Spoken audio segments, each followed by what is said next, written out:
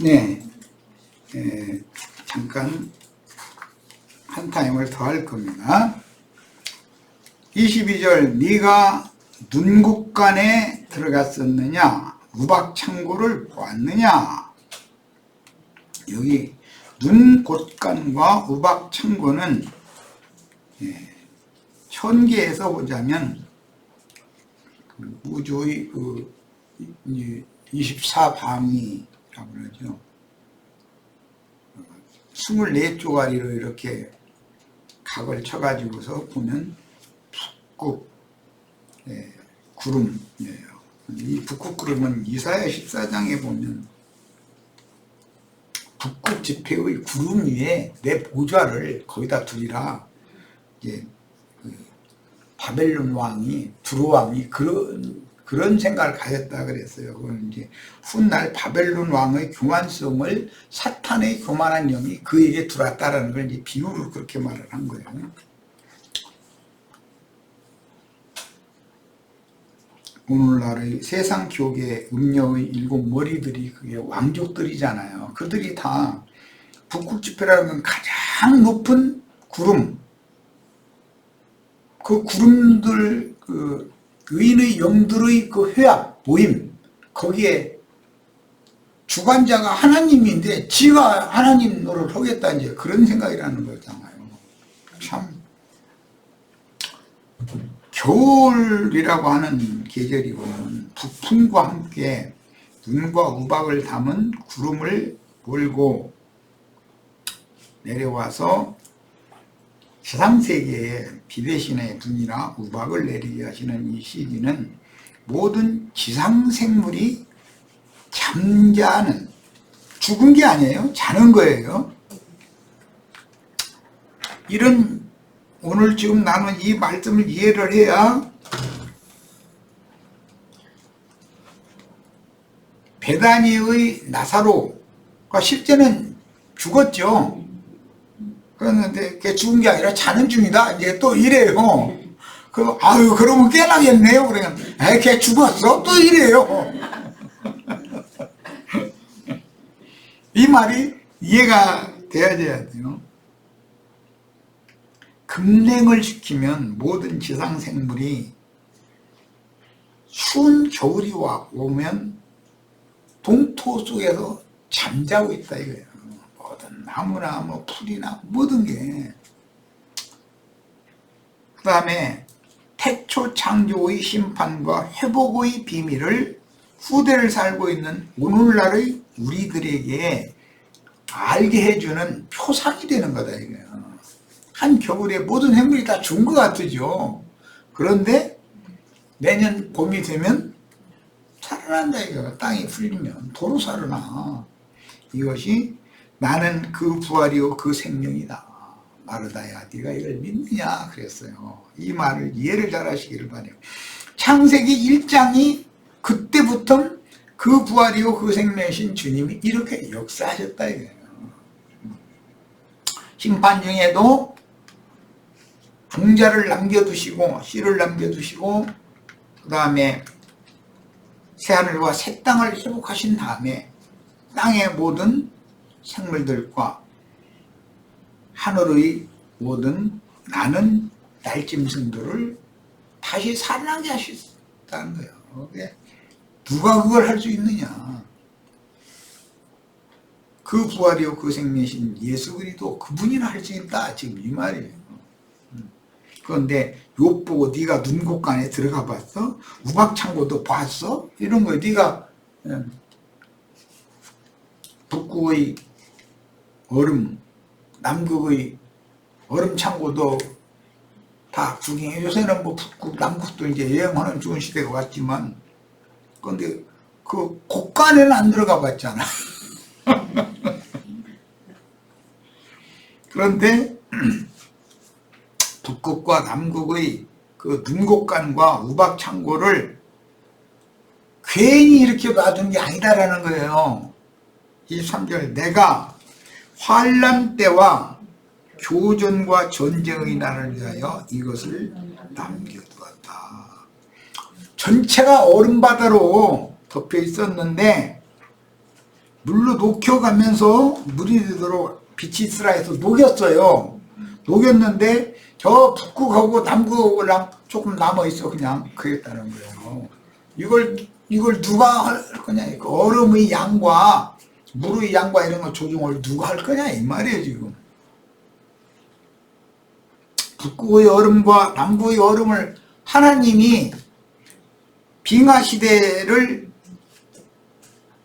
빛이 있으라 해가지고 다 녹였어요. 그런데 적도 부근에서부터 녹기 시작했겠지. 그런데 북극과 남극에는 얼음덩어리 다 녹으면 안 돼. 조금 있어. 그냥 그래야 되는 거예요. 이런 것이 성경에 이미 기록이 되어 있어요. 그런데도 사람들은 이런 말씀대로 관심이 없어. 모르니까 무관심하죠. 여기는. 눈과 우박은 타락한 천사장의 미혹을 받은 지상의 악인들이 형벌을 당하는 마지막 불대적 심판 때 쓰게 돼 있다. 그날을 위하여 이것을 남겨두었다 그랬는데 불대적 심판 때 쓰십니다. 계시록 16장 21절. 계시록 16장은 일곱째 나팔이 부러지면 일곱 대접이 심판이 부어지는 내용이 계시록 16장이죠. 자, 계시록 16장의 마지막 절을 보겠습니다. 이 욥기의 이 말씀이 어떻게 계시록에서 적용되고 있는지를 봐야 하나님의 말씀이 얼마나 정확한지를 알 수가 있는 거예요. 또 무게가 한 달란트나 되는 큰 우박이 하늘로부터 사람에게 내리매 사람들이 그 우박의 재앙 때문에 하나님을 비방하니 그 재앙이 심히 크니라. 계시록 16장은 이게 마지막 절이잖아요. 하나님의 심판의 마지막에. 그런데 욥기에 이미 예언이 되어 있다. 그 우박 창고의 우박 등곡간 이것을 하나님이 보존을 하시는 이유가 있는데 그건 환란의 때와 그건 짐승 때라고 그러죠. 전에 듣고 후에 듣는 환란 때는 짐승 때예요. 교전과 전쟁의 날. 이것은 흔히 말하는 세상 교육에서 아마겟돈 전쟁 뭐 이런 얘기 했었는데 이 날을 위하여 눈곡간과 우박 창고를 남겨놔뒀다. 다 물로 변해서 그냥 증발되거나 흘러내려서 바다가 되게 하거나 이렇게 하지 않고 얼음덩어리를 그냥 놔둔 부분이 있다 이거예요. 언제 쓰려고? 환란 때와 교전과 전쟁의 날에 쓰시려고. 그런데 계시록 마지막 최종 심판 최후에는 이 큰 우박덩어리가 하늘에서 떨어진다는 거예요. 자, 그 다음에 교전과 전쟁의 날이라는 건 잘 아시는 것처럼 흔히 이제 아마겟돈 전쟁 했었고 이제 3차 대전 이제 했었는데 그것은 아마겟돈 전쟁이라는 것은 먼저는 진리 전쟁부터 하는 거다. 진리 싸움의 결과대로 세상 나라를 그렇게 물리적인 심판을 집행을 맨 나중에 하는 거예요. 항상 심판은 하나님의 집에서부터 하는 것이지 세상 나라부터 심판하는 것이 아니에요. 자, 24절로 갑니다. 광명이 어느 길로 뻗치며 동풍이 어느 길로 땅에 흩어지느냐. 빛이 뻗쳐. 빛이 뻗치는 거 이게 햇빛 보면은 그 투시 되어지는 빛의 광선이 이렇게 오는 것이 보이잖아요. 빛의 줄기가. 그럼 그 광명은 예수 그리스도 자신이 하나님 말씀인데 예수 그리스도가 어디로 뻗쳐와요 지금? 부족하지만 나도와 형제의 입을 통해서 형제 자매님들의 심령이 뻗쳐오고 있죠. 뭐 쉽게 해석하느라 그래. 알아듣게 하려고. 그런데 그게 오는 길이 있다. 빛의 통로가 있는 거예요. 비행기가 다녀도 길이 있는 거예요. 비행기 길이라고 그러죠. 배가 다녀도 아무데나 가는 게 아니에요. 항로라고 하는 백길이 있는 거예요. 열차가 다녀도 기차 길이라는 것이 있죠. 기찻길에 오막살이 뭐 아기아기 잘 줘야 한다 그러잖아요. 기차도 길이 있잖아요. 자동차가 다녀도 길이 있어야 돼. 도로 자동차 길로 다니는 거잖아요. 사람도 반드시 하나님, 영광의 하나님께로 가는 길을 찾아야 되는 거예요. 길을, 이 생에 우리가 사는 목적은 그거예요. 그런데 예수님이 오셔서 내가 곧 그 길이요 진리요 생명이다, 이렇게. 내가 바로 길이고, 예, 광명으로 뻗치는, 광명이 뻗치는 길은 그리스도다. 그 다음에 동풍, 바람도 바람길이 있어. 그 겨울철에 강원도 그 산, 높은 산, 그 어떤 산을 북쪽에다 두고 바로 남향한 그쪽에다가 바로 앞에 또 산이 있어도 그쪽에다가 개울이 흘러가고 그쪽 산을 이렇게 파가지고 평평하게 해서 군부대를 만들거든, 강원도 산속에는. 그런데 고초소로 밤에 나가면 겨울에 사람 죽어 이러고, 나 추워도 나 그렇게 추운 거 처음 봐. 강원도 산속에서 군대 생활한 분들은 다 알아들을 거예요. 그 왜 그러느냐? 바람이 그 산 고라당 골 사이로 이렇게 몰려 부르니까 찬바람이 불어대면 말도 못해 이러고. 그죠? 바람도 길이 있다 이거예요. 길이. 그런데 여기서는 동풍이 어느 길로 땅에 흩어지느냐 이렇게 질문을 했어요. 광명은 어느 길로 뻗어나가며 동풍은 어느 길로 땅에 흩어지느냐 그랬어요. 예, 바람이라는 것은 영의 움직임을 상징하는 말이라는 건 다 알고 계실 거예요. 빛도 움직임이 있다. 빛의 천사들이 보냄을 받은 움직임이 있어요. 바람도 움직이는 방향이 있는 거예요. 광명의 길은 겸손한 영과 낮아진 마음으로 은혜를 입은 사람들의 심령으로 뻗치죠. 교만한 사람들의 완악한 마음 쪽으로는 동풍이 몰려 불어. 이 동풍이라는 말은 뜨거운 사막바람이라는 뜻으로서 이 바람은 모든 초식을 다 말려버리고 잎은 마르고 꽃은 떨어지고 다 그렇게 하는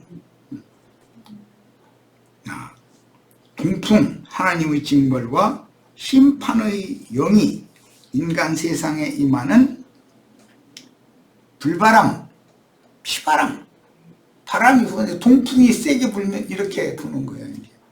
이것은 자 이제 몇 가지 인용을 했어요. 창세기 41장 23절. 그 후에 또 가늘고 동풍의 말은 7 이삭이 나더니. 이삭이 메말라 버려. 건말라 버린다고 그러죠. 그렇게 하면 쭉정이가 되겠죠. 바로 꿈이잖아요, 이게. 동풍이 불면은 모든 초식을 말려서 죽여버리고 건마르게 해버리고. 출애굽기 10장 13절 모세가 애굽 땅에 그 지팡이를 들매 여호와께서 동풍을 일으켜 온 낮과 온 밤에 불게 하시니 아침이 되매 동풍이 메뚜기 떼를 불어들였다. 애굽 하수에 있던 메뚜기 떼가 동풍 타고 날아온 거야. 모든 초식을 싹 뜯어 먹어버리는 거야.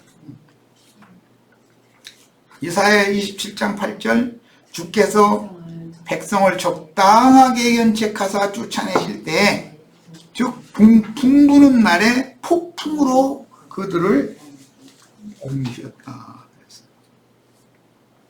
예수님도 이런 구약 성경의 예를 들어서 니고데모와 대화하실 때 바람이 임의로 불 때 어디에서부터 시작해서 어디로 가는지 너는 그걸 모르지? 그건 나밖에 몰라. 그 바람을 움직이는 번뇌가 주님밖에 없는. 바람과 파도를 명하시면 잠잠해질 수 있죠. 시편 48편 7절에 주께서 동풍으로 다시스의 배를 깨뜨리시고다. 유라굴로 광풍 일으키는 바람도 동풍이라는 걸 알 수가 있어요. 욥기 27장 21절에 동풍이 그를 들어올리니 그는 사라질 것이며 그의 처소에서 그를 몰아내리라. 그만한 자든지 동풍이 와가지고 들어올려버려. 그러면 그가 지상에서 사라져버린다. 이것은 사람이 급사하는 것을 비유적으로 표현하는 말이라는 걸 알 수 있죠. 자, 25절입니다. 이제 욥기 38장 25절. 누가 홍수를 위하여 물길을 터주었으며 우레와 번갯길을 내어 주었느냐. 이건 뭐 내가 여러 번 설명을 했으니까 짧게 하겠습니다. 하나님이 홍수를 지상에 내리실 때 작은 실개천로부터 시작해서 큰 개천, 그 다음에는 강, 작은 실광으로부터 시작해서 큰 강을 저도 바다로 물이 계속 흘러가면 바다가 넘쳐야 되잖아요. 그런데 안 넘치죠. 그런데 물은 흘러가잖아요. 그 말은 비를 많이 퍼부어서 내리는 만큼 그만큼 증발을 바다에서는 또 어느 한 구퉁에서는 여기는 비가 내려서 물이 바다로 흘러가는 것 같지만 어느 쪽 바다에서는 물의 양을 증발시켜 더욱게 만들어가지고 그 전 우주를 누가 주장하냐 이 말이에요. 누가 그 계산을 누가 할 것이며. 여기다가 여기는 적당한 데니까 비를 조금 내려서는 안 되겠다. 여기는 바가지로 동이로 붓는다 그러지 우리나라는. 뭘 동이로 이렇게 쏟아붓자. 그러면 저쪽에서는 그만큼 어떤 바다 이쪽 바다가 아닌 저쪽 어떤 바다에서는 물을 올려버려요. 그러면 물이라는 것이 수면을 유지를 하게 만들어버려. 비를 내리시기 전에 하나님이 실개천으로부터 시작해서 큰 개천으로 시작해서 작은 강으로부터 시작해서 큰 강으로부터 시작해서 바다로 흘러가게 하고도 바다가 넘치지 않게 하는 재주가 너 있어? 너 그렇게 하겠어? 그러면 내가 그렇게 하고 말고 이럴 사람이 있으면 손 들어봐. 난 그러면 그 사람 오늘부터 메시아라고 믿을 거니까. 자, 26절입니다. 누가 사람 없는 땅에 사람 없는 광야에 비를 내리며. 왜? 사람 있는 곳에만 비를 내리는 게 아니죠. 사람이 채소농사, 곡식농사를 짓고 사는 사람 있는 곳에만 비를 내리는 게 아니에요. 사람이 없는 곳에는 짐승들이 살잖아요. 수풀 속에, 큰 밀림 속에 이런 데는 짐승들이 살잖아요. 거기도 비를 내려야 돼. 이걸 누가 하냐 이거예요. 황무하고 황폐한 토지를 흡족하게 하여 연한 풀이 돋아나게 하였느냐. 누가 그렇게 했냐. 이 초식동물들에게는 연한 풀이 돋아나게 해야 먹고 살잖아요. 짐승들도. 사람만 먹고 살게 하는 게 아닌데 사람이나 짐승이나 다 생존하게 하는 그런 적당량의 비를 어디다 얼만큼 내려야 되고 그런 것도 계산할 수 있어. 이렇게 하면은 이런 말씀 듣고서 그래도 지가 잘난 체 하면은 그 사람한테는 어떻게 할 수 있어요? 그 사람은 하나님이 그를 죽이기로 작정한 자라는 뜻이니까. 이런 말씀을 듣고도 완악한 마음으로 한다면 28절입니다. 비에게 아비가 있느냐? 비의 아버지가 누구예요? 예수님이요. 이슬방울은 누가 낳았느냐? 이슬방울의 아버지 어머니는 누구예요? 그리스도 교회예요. 우리는 이미 다 하도 들어서 아는 얘기요. 하나님은 비도 낳고 이슬방울도 낳는 아버지요. 만물의 아버지가 하나님이죠. 신명기 32장 1절로 2절 읽고 있습니다. 하늘이여 귀를 기울이라. 내가 말하리라. 땅은 내 입의 말을 들을지어다. 내 교훈은 비처럼 내리고. 자, 비가 내린다라는 것은 지금은 모세가 가르치는 말씀이 비다라고 말을 하고 있지만 이것은 모세의 말이 아니고 하나님이 모세의 입에 넣어준 말씀이거든. 그걸 대언을 하는 입장이죠. 내 교훈은 비처럼 내리고 내 말은 이슬처럼 맺히나니 연한 풀 위의 가는 비 같고 채소의 단비 같도다. 채소는 사람이 먹는 것이지만 연한 풀은 모든 짐승들에게는 푸른 풀을 식물로 줬으니까. 열왕기상 17장 1절 길르앗에 우거하는 자 중에 디셉 사람 엘리야가 아합에게 고하되 나의 섬기는 이스라엘 하나님 여호와의 사심을 가리켜 맹세하노니 내 말이 없으면 수년 동안 우로가 있지 아니하리라 하니라. 엘리야의 말이 비다 이거예요. 비. 참 이런 표현 보면 사람의 말이 비라고? 이게 얼마나 해석하기가 어려워요. 이게 셈족들이 은어다 이거예요.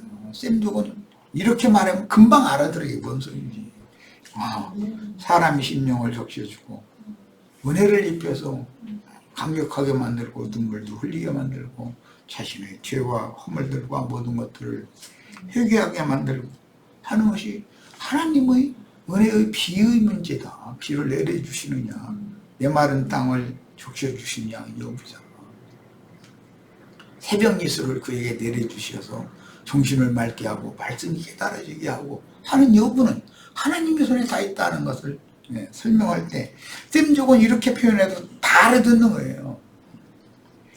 29절 얼음은 누구의 태에서 났느냐. 하나님은 비의 아비도 되고 이슬방울의 아비도 되고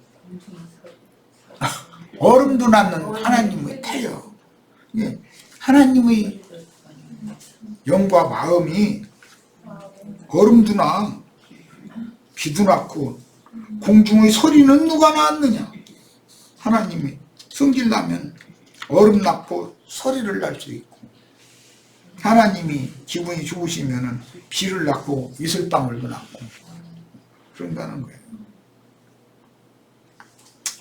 물은 돌같이 굳어지고 얼음이 되니까 깊은 바다의 수면은 얼어붙느니라. 찬바람 몰아쳐버리면 한강도 꽁꽁 얼 수 있잖아요. 얼마든지. 물을 얼음으로 낳는 조물주 하나님의 태는 예수 그리스도의 영과 마음을 말합니다. 하나님의 마음이 냉랭해지고 하나님의 마음이 차가워지면 인간 세상에 찬바람이 막 몰아치는 거죠. 강원도 산속에 군부대에서 밤에 보초 나가서 이게 산속 어떤 초소에서 덜덜 떨고 2시간씩 교대를 하는 건데도 그게 2시간이 아주 그냥 진짜 그렇게 시간이 안 가. 그러면 뭐 저 북쪽에서 피카르 막 장백산 졸기졸기 막 이러면서 여기서는 뭐 동백아 가시 양쪽에서 스피커가 왕왕왕왕왕 정신이 하나도 없고 정말 너무 재밌었어 그때 생각해보니까. 지금은 그렇게 하는지 않는지 어떻게 하는지 모르겠는데 어쨌든 참. 자, 이제는 1월 성신에 대한 말씀으로 이제 넘어갔는데 빨리 마칠 겁니다. 14분 됐네. 네가 묘송을 내어서 묶을 수 있으며 삼성의 띠를 풀 수 있겠느냐. 너는 별자리들을 각각 제때에 이끌어낼 수 있으며 북두성을 다른 별들에게로 이끌어갈 수 있겠느냐 그랬는데 이 묘성이라는 말은 성군이라고 그래가지고 왜 은하수라고 그러죠. 은하수 그거 묘성이라고 그래요. 막 작은 별들이 그냥 그 우리나라 말로는 쫌생이 별이라고 그러는데 작은 별들이 막 다닥다닥다닥 이제 이런 거 보고 묘성이라고 그러죠. 삼성은 뭐 문자 그대로 별이 3개가 이렇게 반짝반짝 크게 비치는 그런 걸 말하는 거예요. 캐실이라고 그러죠. 이것은 큰 사람이라는 그런 의미가 있어서 네피림이라는 말이 이 삼성이라는 용어와 같은 용어고, 그 우리나라의 그 롯데 회사, 뭐 일본 회사인데 그 롯데 회사가 오리온 과자 만들죠. 그 오리온좌를 의미하는 말이에요. 삼성이라고 그랬어요. 하늘의 24방위는 계절에 따라서 기상의 변화를 가져오는데, 북두성이 이렇게 움직인 것처럼 보이죠. 사실은 지구가 돌고 있는 것인데 하늘이 도는 걸로 이제, 그래서 천동설, 지동설 이걸 가지고 굉장히 싸웠었죠. 그런데 이제는 지동설이 정설이다라고 이제 다 믿는 거예요. 하늘이 움직이는 게 아니고 땅이 움직이는 거다라는 걸 이제 다 알고 있죠. 그 다음에 네가 33절, 네가 하늘의 궤도를 아느냐. 하늘의 궤도라는 것이 대부분 이제 24방위를 말하는데, 이것을 배로 하면 48방위까지 나오죠. 근데 뭐 중고등학교 그 천문과학 책에서는 24방위까지만 가르치죠. 봄철의 별자리, 여름철의 별자리, 가을철의 별자리, 겨울철의 별자리가 이렇게 달리 보이죠. 그런 게 다 궤도라고 이렇게 표현을 한 거예요. 하늘이 도는 게 아니라 사실은 땅이 도는 거예요, 지구가. 하늘로 하여금 그 법칙을 땅에 베풀게 하겠느냐. 욥은 이미 조상의 이런 거에 대해서 천문, 지리 이런 거에 대해서 이미 다 배웠지만, 구전으로 배웠지만, 하나님께서 이렇게 구체적으로 질문을 하시면 할 말이 없는 거죠. 네가 그거 다 했냐 이렇게 물어보는데야 할 말이 어디 있어요. 네가 목소리를 구매까지 높여서 넘치는 물이 네게 덮이게 하겠느냐. 하늘에 구름이 떠다니게 만들어 가지고 바다의 물을 이렇게 증발시키고 지상의 물을 증발시켜 적당량을 함량이 만들어서 바다 물의 양과 지상의 그 경계를 딱 정해가지고 지상을 더 이상 덮지 못하게 만들고, 이런 건 이게 하나님이라 하실 수 있는 일이지 사람이 무슨 재주래 이것을. 그걸 적당하게 하기 위해서 지구 옆에는 달이라고 한 작은 별 하나 둬가지고, 달과 지구가 가까워지면은 밀물이 되죠. 밀려오니까, 달과 지구가 가까우니까. 그러나 달과 지구가 좀 멀어지면 썰물이 되죠. 이런 걸 누가 다 조종하냐 이 말이에요. 야, 참. 자, 이제 35절입니다. 네가 번개를 보내어 가게 하되 번개가 네게 우리가 여기 있나이다 하게 하겠느냐?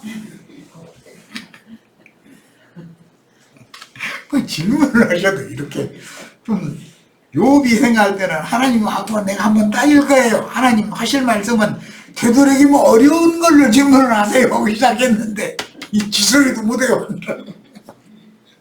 하나님 뭐죠? 가슴속의 지혜는 누가 준 것이냐? 수탉에게 슬기라는 데 지혜 똑같은 말이에요. 슬기를 준 자가 누구냐? 인간의 가슴속에도 지혜를 주지만 잡아먹기 위한 짐승에 지나지 않는 수탉한테도, 수탉이 닭을 8마리를 이렇게 유정란으로 책임질 수 있다고 그러더라고요. 그러면서 수탉은 암탉들한테 먹을 거 있으면은 꼬꼬꼬꼬꼬 이렇게 불러. 그래가지고 모으는 재주가 있어. 이야. 그래가지고 유정란 알을 낳게 만들어. 그런 슬기를 누가 줬냐 이거요. 야, 욥아, 너 남자인데 네 안에 찌어가지고 자연손 낳았었지. 그 자연의 법칙으로 자연스럽게 된 게 아니여. 다 때가 되면 장가 들고 싶고, 처녀가 때가 되면 시집 가고 싶고, 다 누가 그렇게 하는데? 할 말 없지 뭐 이걸. 누가 지혜로 구름의 수를 세겠느냐. 이제는 바닷물 띄고 다 대봤어? 땅에 티끌 다 대봤어? 이제 이러셨고, 이번에는 구름 숫자 네가 다 헤아려 봤어? 이제 이렇게 질문하시는 거예요. 구름 타고 오신다고 그러는데 구름수를, 전 세계 모든 구름수를 셀 수나 있어요? 비로 쏟아져서 없어졌다가 다시 또 증발시켜가지고 구름이 생겨나게 했다 하는데 셀 수도 없죠. 누가 하늘의 물주머니를 기울이겠느냐. 구름이 물주머니죠. 그래가지고 어느 적당한 지역에 가다가 물 담은 그 주머니를 이쪽으로 조금 기울여, 적당하게 기울이면 적당하게 비가 오고, 조금 확 기울여 버리면 폭포수처럼 쏟아지고, 그렇게 하시는. 티끌이 덩어리를 이루며 흙덩이가 서로 붙게 하겠느냐. 다 티끌, 이 땅이라는 게 다 티끌이잖아요. 흙먼지잖아요. 먼지에 지나지 않잖아요. 그런데 이걸 다 단단한 흙으로 굳어서 사람들이, 짐승들이 다 살게 만들어. 이야, 참.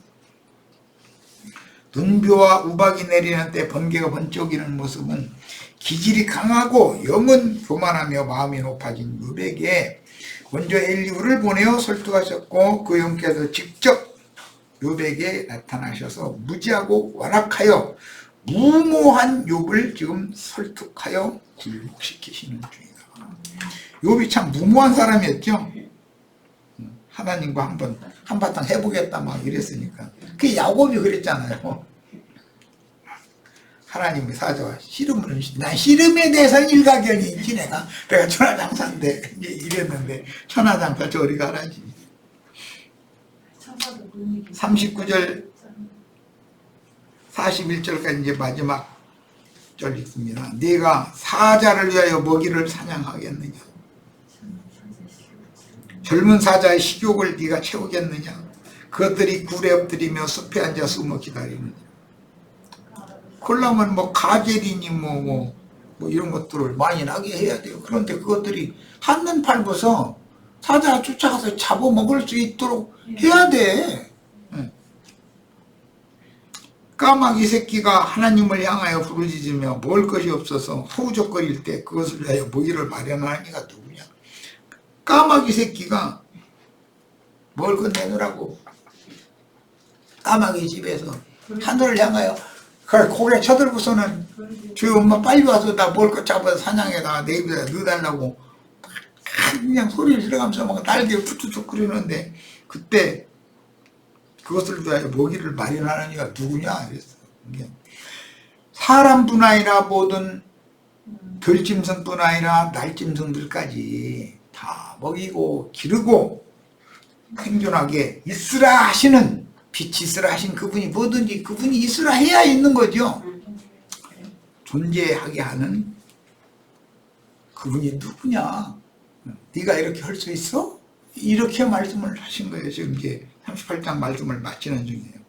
들짐승 중에 왕에게, 그 사자죠, 공중을 나는 부정한 새인 까마귀에게 먹을 것과 거할 처소를 마련하는 지혜를 주시며, 땅의 인간에게, 수탉에게 지혜를 주시고, 짐승들에게도 지혜를 주셔서 다 사는 법칙을 알아. 어떻게 살아남는가를 알게 만들어. 너 그렇게 할 수 있어? 그 질문하셨어요. 생존하는 지혜를 주시며 그것들의 필요를 공급하시는 조물주께 네가 감히 도전하여 네 지혜와 지식으로 재판을 청구하여 하나님의 공의를 드리고 너의 선행과 의로움을 인정받아서 네가 하나님의 재판대에서 승소할 수 있겠어? 이 말씀을 하신 거예요. 자, 모두 마칩니다. 인간은 하나님 앞에 도전을 해봐야